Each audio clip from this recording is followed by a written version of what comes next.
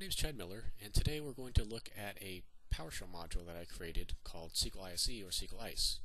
SQL ISE is meant to be used within the PowerShell Integrated Scripting Editor, and it's essentially a query analyzer replacement that's written in PowerShell. So to use SQL ISE, we need to first, it has a couple of prerequisites. We need to get the PowerShell pack from MSD Uncode, and also grab SQL Server PowerShell extensions from Codeplex. So once we've installed those modules, we can use it within our integrated scripting editor by typing import module SQL ISE,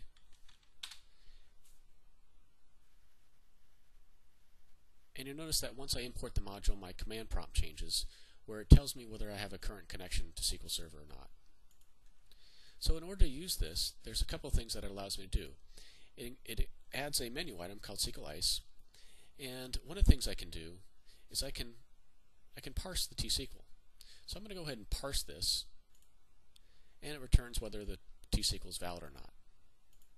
If I were to have a piece of T-SQL and it was invalid, and I can actually just parse a certain section of code by just highlighting it, just like Query Analyzer, it would tell me that it's invalid, and it would also tell me the issue with that particular T-SQL.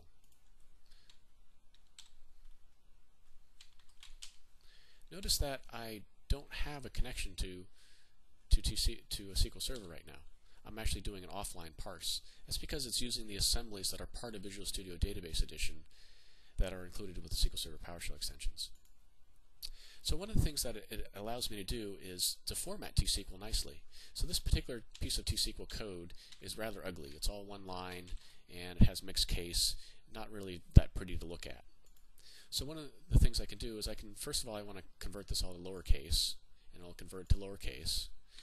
I can then use the formatting features, and the formatting features has a bunch of rules that you can apply, and you can customize how you'd like to have your T-SQL formatted. Let's take a look at the options here. So this options menu, you can see we have a bunch of options for how I want that T-SQL to appear. Whether I want new lines for each select element, new lines before certain keywords, whether I want my keywords to be uppercase, lowercase, or Pascal case, and I can target a specific version of SQL Server. So I'll go ahead and click OK to that. And by the way, when I do that, it's going to save those settings to an XML file, so the next time that you run it, it'll remember your settings. So let's go ahead and format this T-SQL. Okay, notice that it took that T-SQL and it made it, it's kind of nice looking now. I have a new line after each select element. I've got a new line before my from and my where clause. So it looks pretty good. And if I didn't like it, I can always undo that. So let's next take a look at actually running a query. So when we run a query, we need to first get a connection to a SQL Server database. The only thing that's required here is actually the SQL Server database server name. So I'm going to put that in, type that in. I can use SQL Server authentication if I'd like, but I'm going to use Windows authentication, and the database name is optional. So I'll connect. Notice that once I connect, my command prompt changes. It tells me that I'm connected, the server name, and then the .database name that I'm connected to. I can run one particular piece of T-SQL by highlighting it and then going to the SQL ISE menu and selecting execute. There's also hotkeys here where I can do Control Alt F5. And when I execute this T-SQL, it's going to output it to a grid. In this grid, the nice thing about it, it's sortable, and you can also filter it. Even though you can't save what you're seeing on the grid, you can do a Control A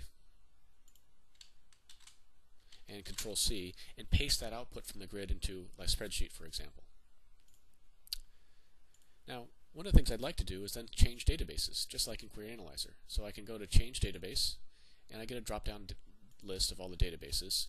I'm going to change to the pub database, and you'll notice that once I do that, my command prompt changes to indicate that I'm in the pubs database. I can then run the second query, but instead of outputting it to the grid, I want to change it to output to a file. So if I go back to my options, I can say to CSV file, and I'll click OK to that.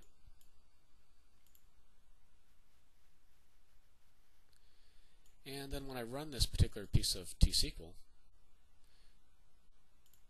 it'll prompt me for a location to save my CSV file. I'm just going to save this on my desktop. I'm going to call it authors or author. And it tells me my query executed successfully. And if I look at my desktop, I can see the author CSV file. I can open it up, and I should have one record in there. So that's a quick overview of SQL ISE. I hope you find it useful. Please leave me some feedback on the Codeplex project site under discussions. Thank you.